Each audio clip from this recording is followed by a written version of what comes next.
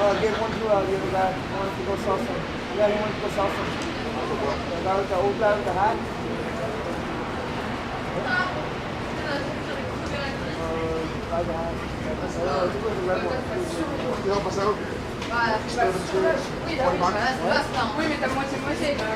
Well, okay, so look, this is an example. Okay, this is First Maccabees 1 verse 10. And there came out of them a wicked root, Antiochus, surnamed Epiphanes. All right, so Antiochus, that Greek devil. All right, he was that wicked root that came out of them. All right, son of Antiochus the king, who had been a hostage at Rome, and he reigned in the 137th year of the kingdom of the Greeks.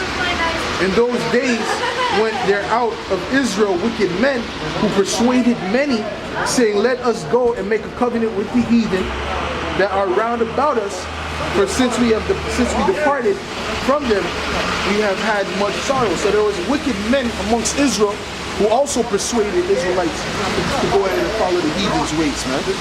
Alright, wicked niggas will be today of the 2/3, man. They're not gonna come back today as prophets of the Most High. They're gonna come back today as 2/3, who are gonna be destroyed. Okay? You see how reincarnation works? They're not gonna come back as a righteous man of the Lord. No. They're gonna come back as that wicked nigga just smoking weed, man. You know, and walking with his pants sagging, man. That's what it's gonna be. Alright? They're gonna come back as one of the men of the Lord, man. Right? But these are the same, these are sellout Israelites who basically told Israel, right, persuaded many Israelites to follow the ways of the wicked, the ways of the heathen. Alright? So this device pleased them well.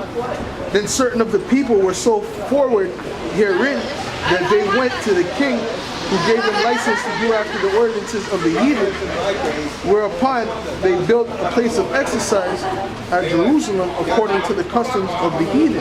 All right, and those places of exercise, they used to work out naked. When you look at that word exercise or gym or gymnos, that means naked. All right, they used to work out naked, man. Okay. So that's the type of things that they were following the heathen to do. Alright? And it says, and made themselves uncircumcised and forsook the holy covenant. And they actually did that. I believe they were sewing on, and we go into the history, they're sewing back on the foreskins and all that, man. Okay? So they made themselves uncircumcised. So that's where you get the circumcision and the uncircumcision. Okay?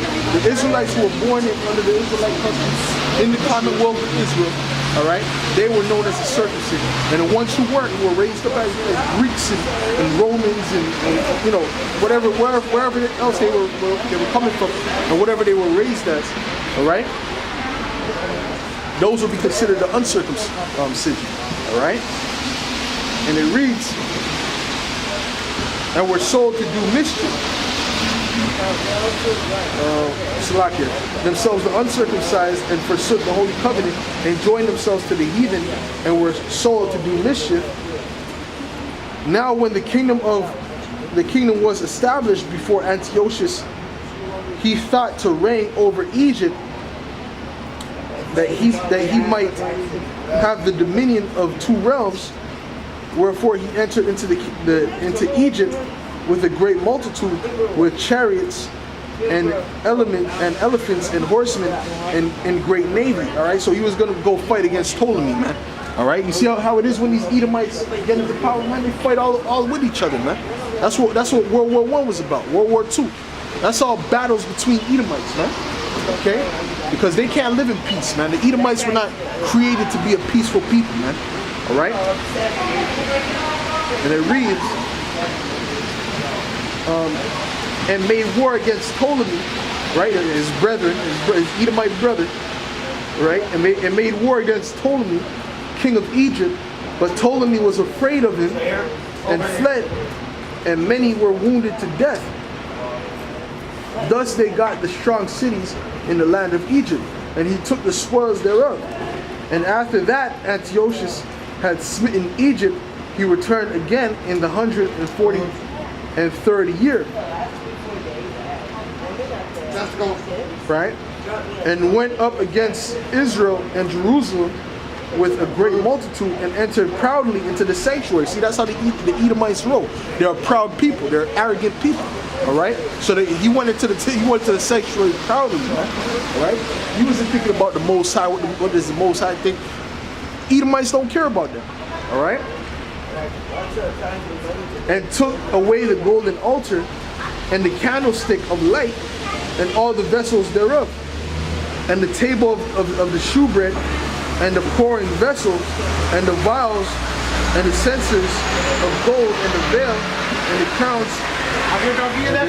the temple, and the crowns, and the golden ornaments that were before the temple, all which he pulled off. He took also the silver and the gold and the precious vessels. Also he took the hidden treasures which he found. Which this is reminding me of Joel, man. Okay, this is reminding me of Joel, the 3rd chapter. Matter of fact, I'll get that, man. So guess what? Esau is guilty, man. Alright? Esau is guilty. Esau did this, and the judgment was written for that, man. Let me get Joel real quick, man. Just to, not to stray too far off topic, but that sounds just like Joel, man. Joel, the 3rd chapter. Okay? Get this real quick.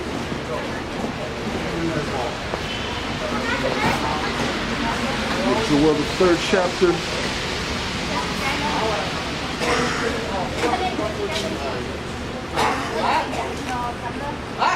Okay, this is Joel 3.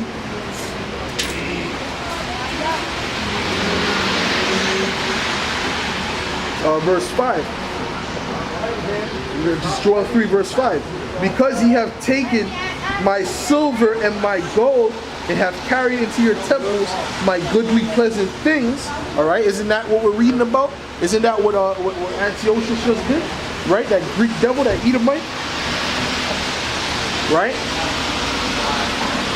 And it says the children of Judah and the children of Jerusalem have ye sold unto the Grecians, that ye might remove them far from their border, man. All right, and then on top of that, they put us in slavery, man.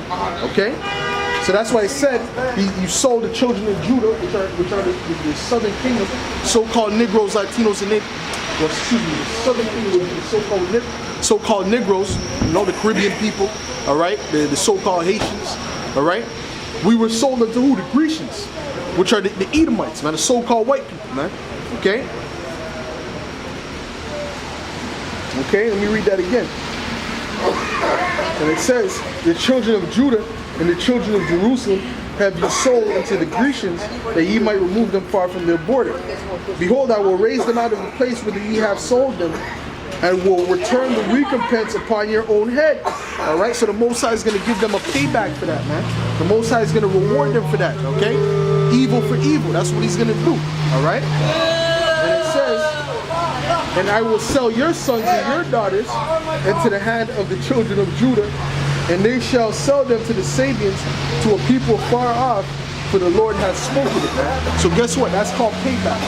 That's called an eye for an eye, man. That's called judgment. That's called justice, man. All right? That's what the Most High is getting ready to implement upon you Edomites. All right? I just want to make that point that, guess what? Esau is even guilty of that. All right? Stealing from the temple. All right? These devils, you know, they walk around like they didn't do nothing to nobody. But the Most High already sees all their wickedness, man. Everything that they've done, man. As a people. And that's how he's going to judge them, man. He's going to judge them as a people. He's not going to judge them as an individual. Okay? The Most High said what? His blood shall be, his raiment will come like as if it was dyed in the grapes, man. In the blood of the grapes. Because what? That's how much killing he's going to be doing in Edom. Alright? So I'm trying to get to that point there where where Antiochus basically made that decree and getting to it. Alright, verse 23 again. He took also the silver and the gold, the precious vessels. Also he took the hidden treasures which he found. And when he had taken all away, he went into his own land, having made a great massacre, and spoken very proudly. Therefore there was great mourning in Israel in every place where they were. So the princes and elders mourned, the virgins and the young men were made feeble, and the beauty of women was changed. Every bridegroom took up lamentation, and she that sat in the marriage chamber was in heaviness. Okay, so Israel was mourning, man. It was in heavy mourning. All right. The land also was moved for the inhabitants thereof, and all the house of Jacob was covered with confusion.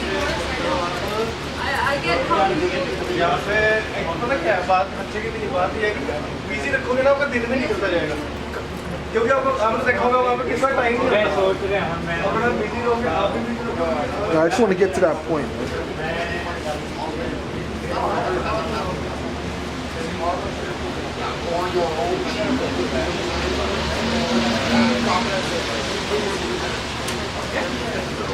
Okay, this is it. This is verse 41. All right, this is verse 41. Moreover, King Antiochus wrote to his whole kingdom that all should be one people.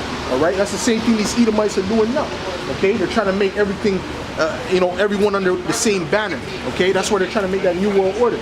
All right, they're trying to have everyone have one currency. Under the microchip. They're trying to make sure that everyone's under that democracy. They all have the same beliefs. That's why they're pushing that in all these different nations, forcing these different nations to leave their customs to follow their way. Okay, that's the same thing that they did when they were ruling as the Greeks, man. That is part of Edomite characteristics, man. Okay, and everyone should leave his